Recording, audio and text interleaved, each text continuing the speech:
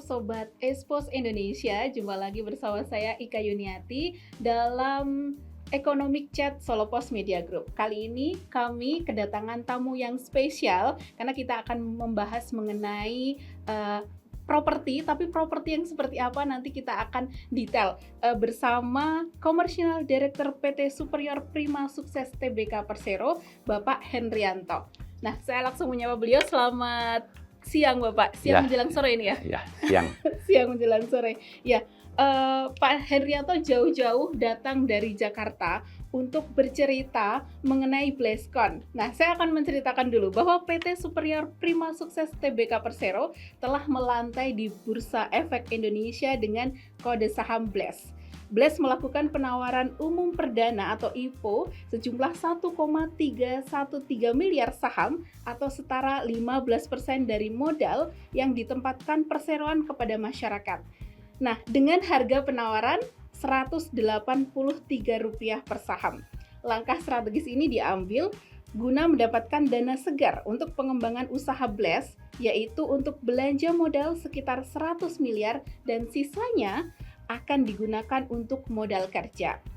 Bless berada di posisi strategis untuk meraih peluang pertumbuhan di Indonesia, terlebih saat ini Bless didukung oleh jaringan distribusi yang sangat luar biasa dan penjualan perseroan yang meliputi 70 cabang dan lebih dari 13.000 outlet tersebar di seluruh Indonesia, serta kapabilitas perseroan dalam menghasilkan produk yang tentunya berkualitas. Nah, saya pengen tanya kepada Pak Hendrianto, ini bagaimana Bless ini langsung IPO? Mungkin sebelumnya bisa diceritakan dulu. Oke, jadi terima kasih Mbak Ika ya atas kesempatannya. Jadi saya mungkin menjelaskan sedikit dulu tentang sejarah BlessCon ya. Jadi kita dimulai di tahun 2013 dengan satu pabrik di Mojokerto. Terus kita juga nambah di tahun 2017 dengan pabrik yang ada di Lamongan.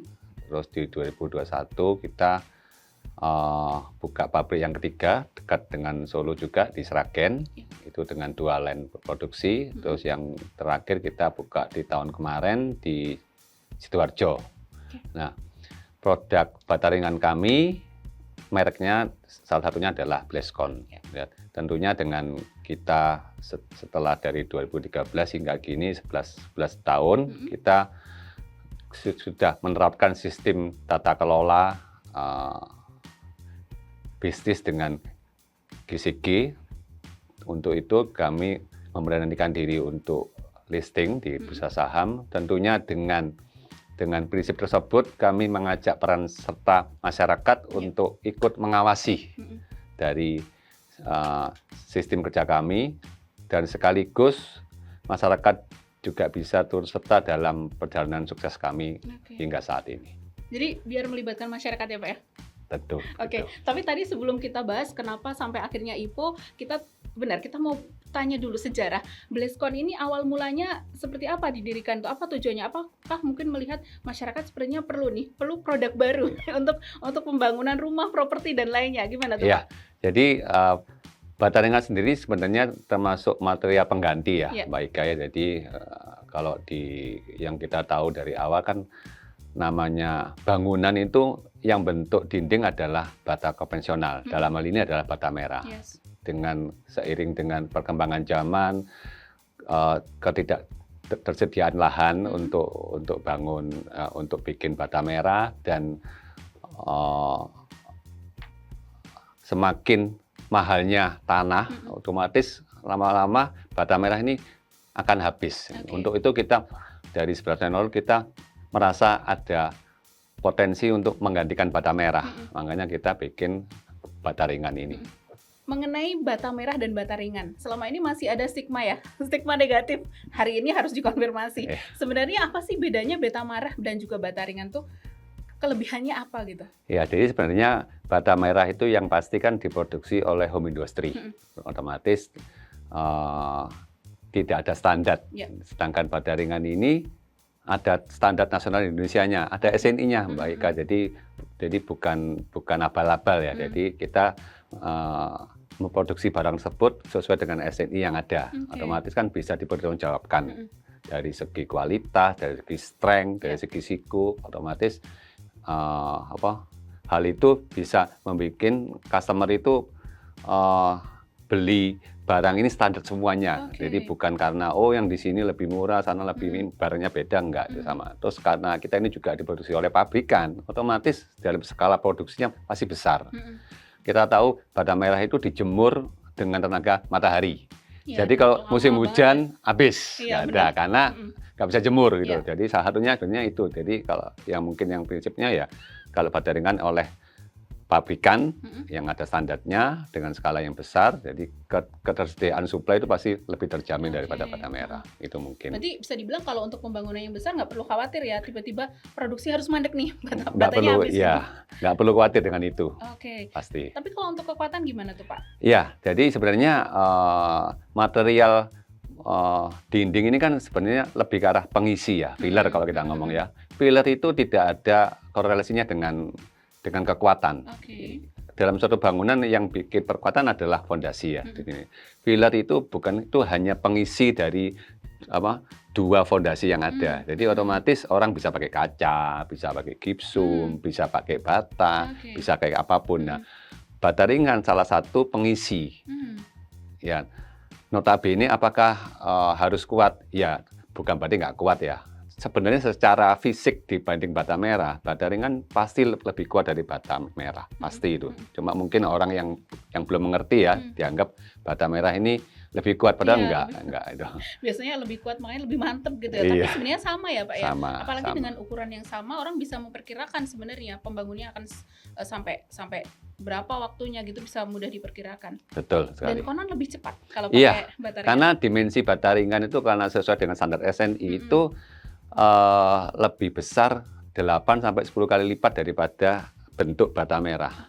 Otomatis orang saat memakai bata merah itu perlu gerakan untuk masang itu jauh lebih banyak daripada bata ringan. Bata ringan cuma 8 kali gerakan, kalau bata merah 60 sampai 70 kali gerakan karena bentuknya kecil. Otomatis ya hal itu membuat waktu pengerjaannya jadi lebih lama. Mungkin itu yang cukup vital ya kalau dari segi dimensi ya. Iya, dari segi dimensi. Pernah nggak mungkin teman-teman Bleskon ini bikin riset kecil-kecilan gitu, berapa lama waktu yang bisa dihemat ketika pakai bata ringan dibandingkan dengan bata merah? Kalau yang kita survei itu untuk satu rumah ukuran 36 ya, yang umum sekarang kan ukuran luas tanah 6x10 ya, dengan bangunan 36 itu kalau pakai bata ringan itu bisa dari bawah sampai atap itu dengan pakai bata ringan cuma 2,5 bulan. Kalau bata merah bisa 3,5 bulan sampai 4 bulan. Jadi memang cukup lama sebenarnya. Cuma kan orang kalau nggak tahu ya dikira sama, padahal beda itu. Ya bisa menghemat cukup banyak ya Pak ya? Iya. Berbulan-bulan. Dari segi waktu maupun biaya tukang ya. Nah, di Indonesia saya yakin ya sebenarnya nggak hanya Bleskon, banyak sekali produsen bata ringan. Kalau menurut Bapak apa sih yang paling unggul gitu dari Bleskon dibandingkan dengan yang lainnya? Ya, kita tidak merasa bahwa kita ini lebih baik secara signifikan ya dari bata ringan dari segi kualitas. Bagi kita sama karena kita juga ada standar SNI yang harus dipenuhi. Kita nggak boleh di bawah itu. Tapi sebenarnya kita memiliki kelebihan, kita ini punya 4 lokasi pabrik saat ini ya, dan itu semuanya tersebar di sekian tempat yang tidak saling berdekatan. Otomatis dari segi kapasitas yang besar juga dan segi tempat ini mampu menjangkau di daerah-daerah terpencil yang tidak bisa dijangkau oleh pabrik yang lain. Jadi bisa mudah ya? Mudah lagi, ditambah lagi kita juga punya armada sendiri yang berjumlah kurang lebih 500 unit ya. Bagi kita itu adalah kelebihan kita, dengan kita punya armada sendiri kita bisa memanage barang ini bisa sampai ke lokasi yang terpencil pun, mungkin yang di gunung, agak naik di mana itu kita bisa dengan mudah ngatur sendiri dan pasti lebih cepat gitu. Kalau bicara berarti distribusinya bisa lebih luas mungkin dibandingkan dengan yang lain. Di Indonesia mana nih wilayah yang mungkin paling banyak gitu menggunakan Bleskon sejauh ini, Pak? Di Jawa Tengah memang, khususnya di Jawa Tengah, ya di dekat-dekat sini juga, di daerah Solo Raya lah. Solo Raya. Iya. Berarti udah pas ya kalau Udah mainnya pas, ke betul. Solo Mas Sandiaga. Ya kebetulan pabrik kita yang ketiga yang di Sragen itu salah satu pabrik yang terbesar. Karena dengan dua lini produksi itu yang terbesar di Indonesia saat ini.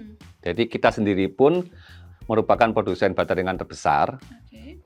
Dan pabrik yang di Sragen ini, pabrik yang ketiga itu juga satu lokasi pabrik yang terbesar di Indonesia di Sragen itu juga, jadi dekat sama Solo. Ya. Oke, luar biasa ya. Jadi teman-teman Solo Raya kalau mau pakai baterai ringannya Bleskon, deket banget nih. Deket banget, jadi bisa dijangkau. Bisa dijangkau. Tapi kalau misal untuk lokasi-lokasi tadi Pak, apakah itu memang sebelumnya ada riset, oh di sini yang paling banyak makanya kita diriin di situ atau gimana tuh Pak? Iya betul, jadi kita cuma melihat dari potensi jumlah penduduk ya, di mana ada jumlah penduduk yang cukup ideal di situ, karena kita mungkin sama-sama belajar dulu waktu kita sekolah ya. Jadi kebutuhan primer itu kan ada pangan, sandang, papan ya. Papan di sini adalah rumah atau bangunan. Jadi sebenarnya selama ada manusia, selama ada penduduk itu pasti dibutuhkan suatu bangunan, entah itu renovasi atau bangun baru ya. Disitulah potensi yang kita akan garap. Oke, berarti lihat jumlah penduduknya juga. Betul. Di Jateng cukup banyak. Cukup banyak. Ya. Terus kita balik ke soal info tadi Pak. Jadi awal Juli ini kan PT Superior Prima Sukses Tbk Persero memutuskan untuk melantai di BI. Nah, itu latar belakangnya apa kok tiba-tiba aku pengen info di tahun ini? Iya, jadi yang kita lakukan di awal Juli kemarin memang kita resmi listing, dan itu kita sebagai baterai ringan pertama di Indonesia yang resmi listing di Bursa Efek Indonesia ya. Tentunya yang kita harapkan dengan kita listing, orang akan semakin tahu produk kita dan orang juga bisa memiliki saham perusahaan kita. Otomatis kita juga dibantu untuk kontrol terhadap kegiatan bisnis kami. Selain juga dengan kita menjadi perusahaan terbuka, semakin juga kita bisa mudah mendapat akses ke lembaga keuangan dan yang lain-lain. Oke. Dan dalam waktu yang cukup singkat gitu, konon sudah bisa mengumpulkan pemegang saham sampai 260 miliar. Ini luar biasa sih menurut saya. Berarti tingkat kepercayaan terhadap Bleskon cukup tinggi. Ini gimana melihat? Iya, betul. Cukup besar gitu. Iya, yang kita juga tidak diduga kan, kita ini kan juga sudah mendapat sertifikasi top brand 4 kali berturut-turut dari 2021 sampai 2004. Itu berarti kan bukti bahwa masyarakat itu tahu merek kita dan puas dengan produk kita, sampai mereka juga bisa mengapresiasi kita. Tapi ternyata mereka juga mengapresiasi dengan kita IPO. Itu yang jadi bagian kita, wah itu surprise banget gitu. Kurang lebih ada 35.000 investor saat IPO. Itu yang memang ada terdata ya. Jadi dan sampai 80 kali oversubscribe ya. Jadi memang itu bagi kita sangat menggembirakan. Berarti masyarakat bukan hanya kenal produknya, tapi juga kenal perusahaannya kita. Gitu. Tapi luar biasa Pak, itu menurut saya sebagai baru ya, misalnya baru dimulai dari awal Juli, tapi ternyata responnya cukup tinggi gitu. Nah, melihat itu, apakah saya melihatnya jadi gini? Tadi Bapak bilang sandang, pangan, papan gitu, atau orang mungkin udah melihat ini potensial nih, kan bicara soal baterai ringan, pembangunan, properti yang mulai tumbuh, itu berpengaruh nggak menurut Bapak? Iya, pasti itu semua berkorelasi ya dengan tumbuhnya properti. Itu pasti akan dengan sendirinya kebutuhan akan material dari properti sendiri itu akan tumbuh, dan kita sangat optimis sekali ya untuk bisa dengan kita IPO ini kita bisa mencapai target-target kedepannya. Targetnya seperti apa nih Pak? Boleh dikasih bocoran? Ya, targetnya memang kita juga sedang menyiapkan untuk pembangunan plan yang kelima ya.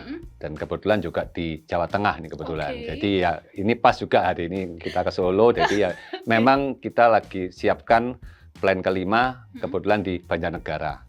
Kenapa di Banjarnegara? Ya seperti yang tadi saya info bahwa kita itu akan buka pabrik di sekian lokasi, otomatis supaya lebih merata, lebih tersebar. Nah, selama ini kita belum punya dari plant di sana. Otomatis selama ini kita kirim dari Sragen. Kedepannya kita akan bikin di sana. Estimasi tahun depan kita mulai start produksi. istilahnya tuh memudahkan pelanggan ya. Jadi Betul. artinya Mendekatkan. benar-benar iya mendekatkan, benar-benar melayani dalam tanda kutip ya, ketika Betul. apa yang dibutuhkan oleh konsumen mau mendekat gitu, biar mereka nggak terlalu jauh. Karena Betul. ketika mungkin prosesnya lama, transportasi juga ngefek ya Pak ya, Lebih mahal, harganya, iya. kan pasti akan lebih mahal. Betul. Oke. Nah tapi saya penasaran nih Pak, Indonesia itu kan bisnis propertinya naik turun. Ya. Itu ngefek nggak sih sebenarnya di bisnisnya Bleskon juga? Iya, kebetulan kita selain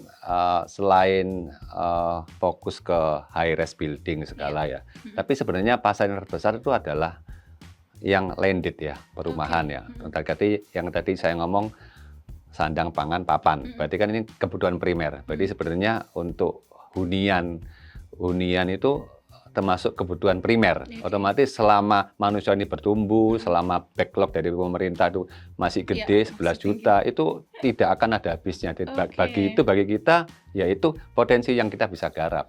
Jadi mau naik turun properti ya kita optimis. Karena apa? Masih banyak backlog yang kita bisa. Cuma kita harus bisa lebih kompetitif, bisa lebih tersebar, bisa lebih merata, sehingga semua bisa dapat barang yang sama dengan harga yang kompetitif. Gitu. Ya, barang yang sama ya, jadi nggak akan beda ini. Nggak akan Jakarta, beda, Jawa nggak beda, dan lainnya. Sama. Berarti naik turun bisnis properti tidak terlalu mempengaruhi ya Pak? Tidak terlalu mempengaruhi. Tapi memang benar backlog di Indonesia masih sangat cukup tinggi. Tinggi banyak sekali. Yang belum punya rumah. Di Betul. Soloraya itu kemarin terakhir data itu ada sekitar 500.000 sampai 1 juta penduduk belum punya rumah atau backlognya. Itu potensi ya? Potensi sekali. Makanya saya harus ke Solo hari ini gitu. Tapi kalau kita lihat selama ini konsumennya Bleskon itu adalah yang landed tadi, rumah atau bangunan gedung bangunan tinggi? Iya, sebenarnya cukup variasi ya. Memang ada bangunan tinggi, ada perkantoran, hotel, apartemen, dan juga landed. Tapi memang landed ini kan bukan hanya bangun baru, tapi juga renovasi ya. Orang bangun dapur satu, punya anak lagi, tambah lagi ruangan, itu kan nggak akan ada habisnya. Jadi sebenarnya kita nggak bisa ngomong, oh ini backlog, ya itu satu hal. Tapi sebenarnya selain backlog juga banyak orang itu renovasi. Nah, renovasi itu kan nggak akan ada habisnya itu. Benar sekali. Jadi nggak ada habisnya ya? Nggak akan ada habisnya. Ya, kenapa tadi saya tanya soal bangunan tinggi? Karena beberapa orang kan ragu soal kekuatan dari bata ringan. Berarti asumsinya nggak mungkin yang digunakan untuk bangunan bawah dengan proses yang gedung tinggi. Nah selama ini padahal kita lihat banyak ya bangunan dengan gedung tinggi yang pakai bata ringan. Gimana tuh Pak? Iya, itu tadi saya yang info.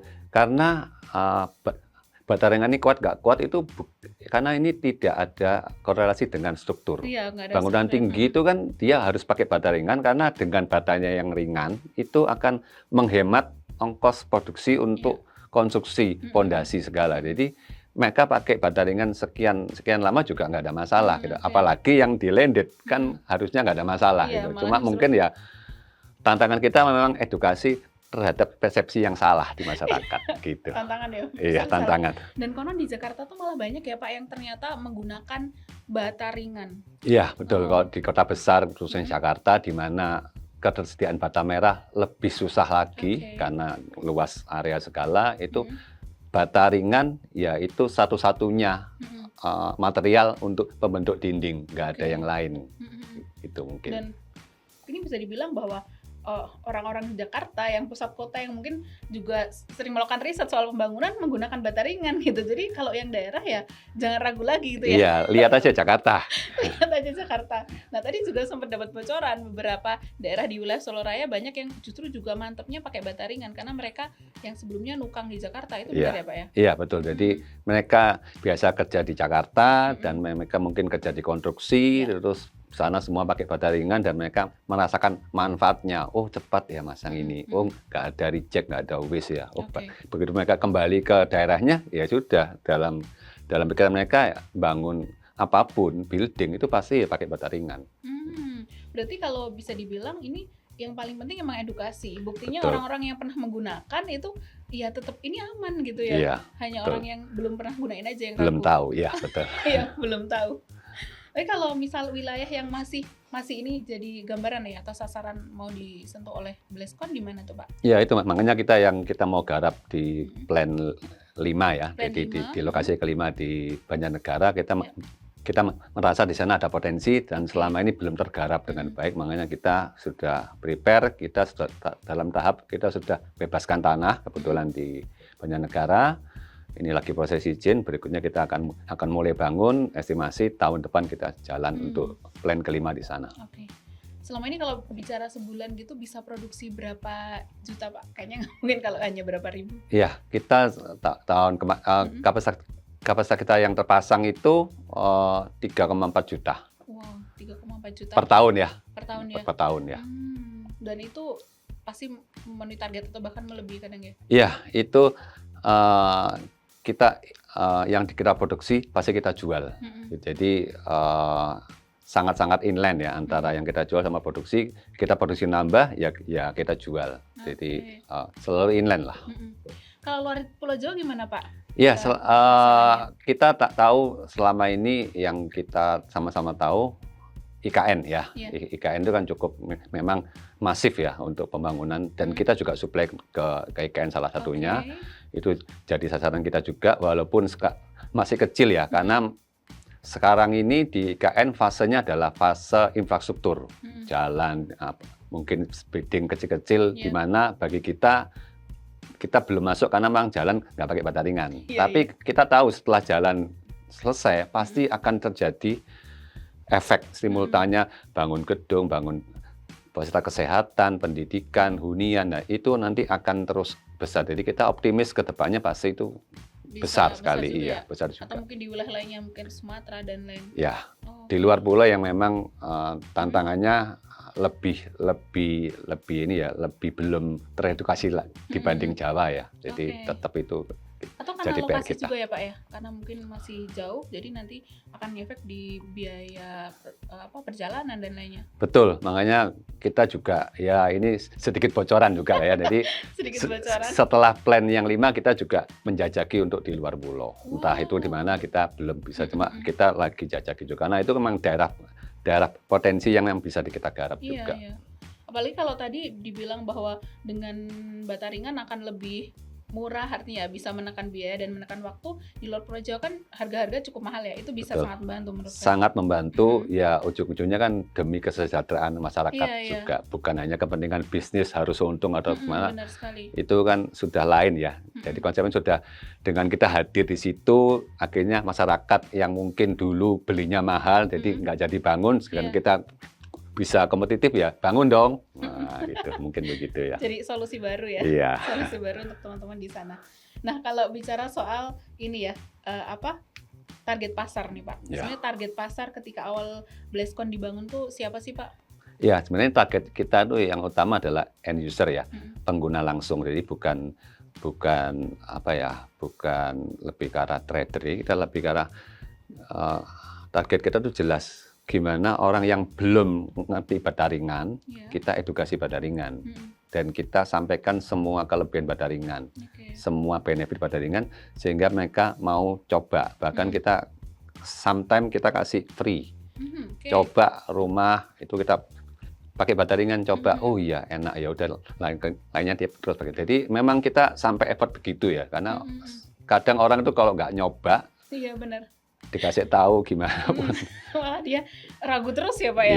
Iya. Oke, sampai ada yang disuruh nyoba dengan... Ya, dikasih free, kirim satu truk untuk satu rumah, coba pakai ini aja lah. Nanti kan tahu kalau cepat, oh ya cepat juga ya udah rumah yang berikutnya pakai. Sometimes begitu.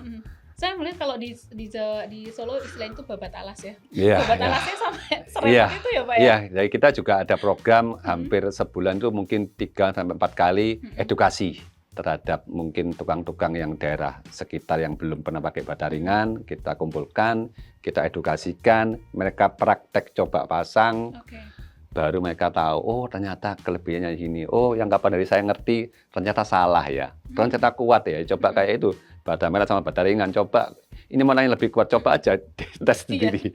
Oke, coba deh ditaruh di kepala. Mana yang lebih kuat gitu. Iya, mana yang lebih kuat. Oh iya. Pak, tapi kalau untuk ini kan strategi pasar ya, tapi kalau strategi pasar yang tadi soal saham. Nah, sudah cukup banyak 264 miliar. Pasti kan pengen lebih tinggi lagi ya. Betul, masyarakat yang untuk ikut gabung. Apa nih strategi yang dilakukan oleh BLESCON? Ya, kita sebenarnya tanpa kita listing pun kita memang sudah mencanangkan kita akan growth dan sustainable ya. Jadi kita itu memang sudah ada tahapan tiap tahun harus buka di mana, tiap tahun harus ada yang di-adjust pabriknya. Jadi kita memang nggak lupa juga adapt teknologi ya. Jadi pabrik yang existing pun kita juga tidak didiamkan. Kita terus develop apa yang bisa diganti supaya lebih besar, lebih murah, lebih kompetitif. Terus kita juga nambah di tempat yang lain. Jadi sebenarnya itu sebenarnya yang kita lakukan. Jadi sebenarnya bagi stakeholder maupun shareholder kita dengan kita listing itu ya mereka beli saham kita itu ya kita ini bukan abal-abal, bukan kita jual saham terus kita diem, enggak. Kita akan terus berkembang. Makanya yang kita tadi yang terkini kan yang plan di Banjarnegara tapi dan akan nambah lagi yang lain. Tentunya. Ya. Jadi kalau bicara soal apa yang dilakukan supaya lebih banyak yang ikut membeli saham itu gabung dengan BLESCON yang diupayain dengan ini ya terus meningkatkan mulai dari kualitas sampai perusahaan itu. Betul. Plan itu juga salah satu upaya ya Pak untuk melihat biar orang percaya bahwa ini terus tumbuh loh gitu, nggak terus mandek loh gitu. Iya. Tapi kalau strategi atau strategi pengembangan lainnya apa Pak selain tadi? Ya sebenarnya kita sudah melakukan dari plan yang di Mojokerto dan Lamongan, kita di awal tahun kemarin kita memang adjust, kita upgrade mesinnya ya, kita upgrade mesin dan kebetulan semester kedua ini sudah mulai jalan produksinya. Jadi sebenarnya ya apa yang kita lakukan ya kita adjust masing-masing pabrik existing, bukan hanya untuk new pabrik tapi juga yang lama pun kita juga adjust gitu sebenarnya. Biar yang lama nggak seolah ditinggal. Nggak ketinggalan zaman juga. Baik Pak, kalau sekarang soal tantangan nih ya, tantangan dan juga peluang. Tantangan terbesar dari BLESCON apa sih Pak untuk bisa terus melakukan pengembangan, terus dipercaya oleh masyarakat? Sejauh ini apa? Iya, sebenarnya yang tadi mungkin saya sudah singgung, tantangan kita sebenarnya ya lebih banyak ke arah edukasi ya. Edukasi masyarakat itu harus semakin banyak yang tahu bahwa ini loh pengganti dari bata konvensional. Itu tantangan kita sebenarnya dan itu memang tanggung jawab kita sebagai produsen bata ringan yang terbesar di Indonesia. Tentunya itu jadi tugas kita utama untuk meng-create permintaan. Jadi bukan kita hadir untuk merebut yang lain. Sebenarnya sudah bukan ke situ. Kita lebih kira meng-create orang yang nggak tahu jadi tahu. Dengan tahu mereka pakai jangan lupa beli barangnya kita BLESCON gitu. Keren sekali ya meng-create ya. Jadi nggak akan ada istilahnya saingan tapi meng-create karena peluangnya emang masih banyak banget. Masih banyak sekali, iya. Kenapa kita harus ribut dengan kompetitor padahal masih banyak peluang, cuma kan kita harus lebih rajin, lebih mau edukasi, meluangkan waktu itu yang mungkin kita lakukan ya. Berarti ada tim khusus untuk edukasi. Betul, ada tim khusus kerjanya hanya edukasi ke tukang cari lahan di mana edukasi doang. Oh gitu. Edukasi yang paling yang paling selalu ditekankan tuh soal apa Pak? Lebih ke arah ini ya, kecepatan ya. Kecepatan mereka dengan menggunakan ini karena sekarang ini kan di era yang serba cepat ya. Jadi itu sudah jadi yang mutlak gitu. Jadi orang itu caranya gimana semua efisien waktu supaya bisa kerjain yang lain, jangan ngerjain hal yang ini akhirnya jadi kelamaan. Dan ujung-ujungnya dengan cepat itu biayanya jadi lebih hemat. Sebenarnya kan ujung-ujungnya ke situ juga gitu. Jadi kalau saya melihat sebenarnya BLESCON ini hadir luar biasa, tidak hanya bicara soal bisnis tapi juga menjadi solusi untuk masyarakat gitu yang ketika kita lihat backlognya cukup tinggi, masyarakat dengan adanya BLESCON bisa punya rumah dengan betul sekali. Ini ya biaya bisa ditekan ya. Iya, karena kita bisa kasih ketersediaan suplai, harga lebih kompetitif, otomatis semakin banyak juga orang yang bisa memiliki rumah. Sebenarnya itu. Mulia sekali teman-teman. Mulia sekali. Kalau kemarin Presiden selalu menekankan backlog kita selalu tinggi. Ini ada salah satu solusinya betul. Salah satu solusinya dengan gunakan bata ringan gitu yang bisa menekan biaya produksi. Luar biasa. Ini IPO sudah. Kemudian mau bikin pengembangan juga udah direncanakan. Mau bangun plan lagi juga sudah. Nah, ke depan mungkin harapan dari BLESCON ini apa nih, Pak? Iya, jadi mungkin yang yang kita ingin sampaikan ya sebenarnya ya kita sudah dalam step kita sudah listing dari perusahaan dari mungkin kita awal nggak pernah mimpi ya untuk jadi perusahaan yang go public dan sekarang kita go public. Sebenarnya apakah ini akhir? Enggak, ini adalah awal supaya masyarakat juga melihat kita loh. Kita kedepannya akan terus bertumbuh. Tolong kita juga dikontrol gitu loh. Selain jangan lupa kalau butuh bataringan ya belinya Bleskon gitu. Pastinya ya harus ya. Ya supaya bisa saling mengontrol ya. Ya, kita bilang ternyata banyak banget tujuan mulianya. Jadi ketika listing jadi orang jadi tahu harus bagaimana, mungkin bisa saling mengontrol juga. Baik, kita terima kasih sekali Pak dari Solopos Media Group karena Pak Hendrianto sudah mau hadir dan sama-sama mengedukasi kalau menurut saya. Sama-sama mengedukasi kami dan juga masyarakat di luar tentang ternyata Bataringan ini luar biasa hadir sebagai solusi untuk bisa menekan biaya bikin rumah atau papan sebagai kebutuhan utama ya Pak. Dan juga kalau sedalam isu yang lebih luas saya pikir ini bisa menekan backlog yang cukup tinggi, bisa mengurangi yang jadi masalah Indonesia yang akhir-akhir ini sering dibicarakan. Terima kasih Pak Hendrianto. Demikian rekan-rekan Economic Chat Solopos Media Group pada hari ini bersama Pak Hendrianto, Commercial Director PT Superior Prima Sukses Tbk Persero. Sampai jumpa di program Economic Chat kami selanjutnya. Salam dari saya Ika Yuniati, selamat sore. Dadah.